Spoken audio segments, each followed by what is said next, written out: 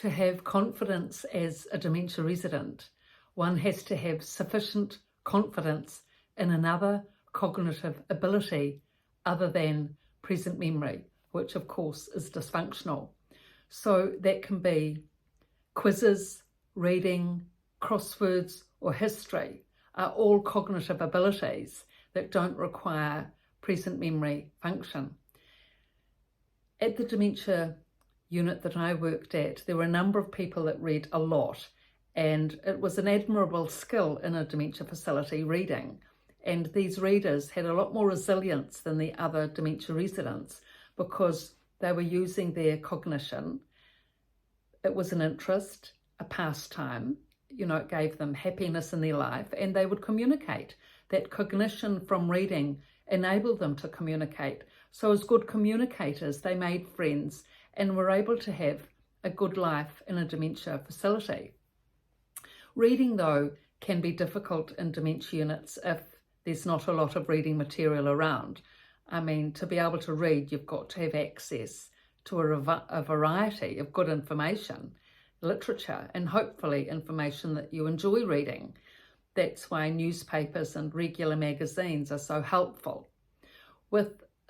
At the unit that I worked at, there was a woman who was a school teacher. She'd been a school teacher all of her life and was an avid reader.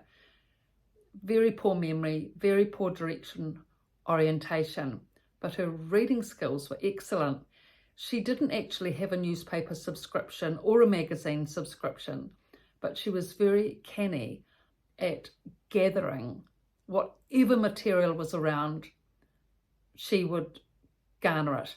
And in her bedroom, she had piles of books and magazines and newspapers that she just collected from here and there and insisted that the cleaners and the nurses didn't take them away.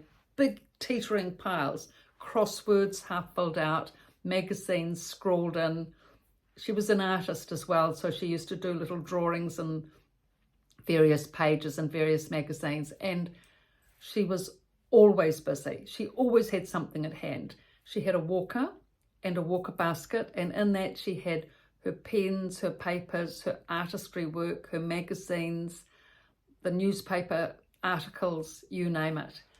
And because of that, she'd even read magazines at the dining table and talk at the same time, because she was very aware that keeping that cognition going with the reading enabled her to garner that focus and concentration and keep it ticking along.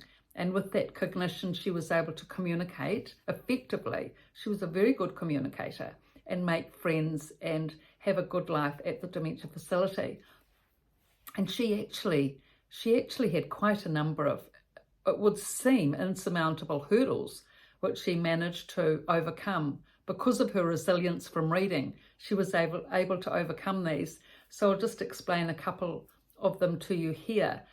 And before I explain these things, I'll just say to her, she always used to say, I never let anything beat me. Now, she had very poor eyesight, very poor hearing.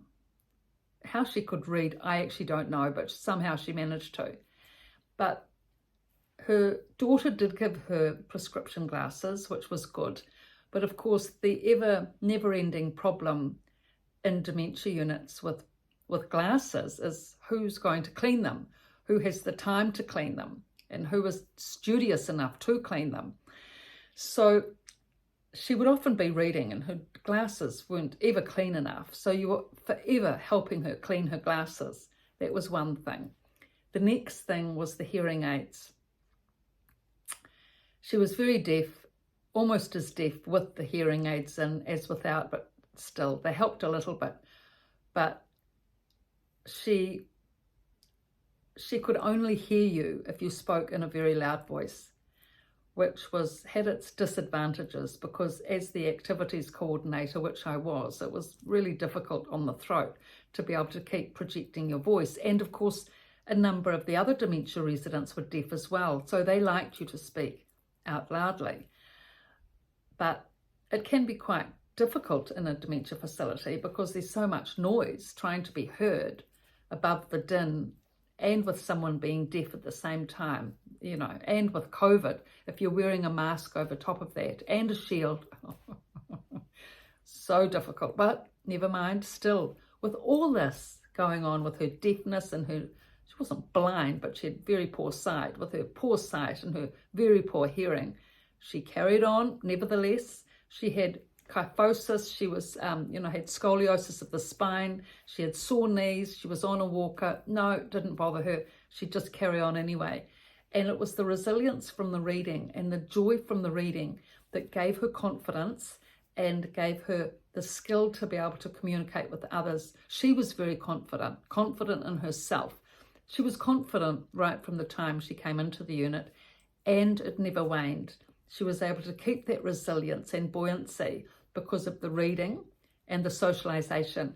But it was really the reading that gave her the confidence, because she had something stimulating that she always had going on in her thinking that she was able to communicate to others about in the unit.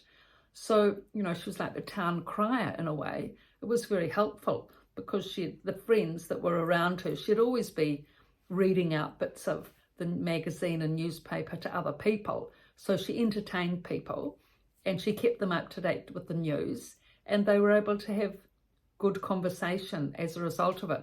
But her confidence shone, and she expected others to read as well. That was another thing. Why aren't they reading? They should be reading. And she encouraged others to read. So in that way, her confidence buoyed not only herself, but others in the unit. And from there, people did start reading, and it became quite a nice little literary culture after a while, with the little library set up with magazines and articles and other things that people brought in, so that dementia residents had access to reading, so they could read and garner confidence from reading and all the wonderful skills that come from that.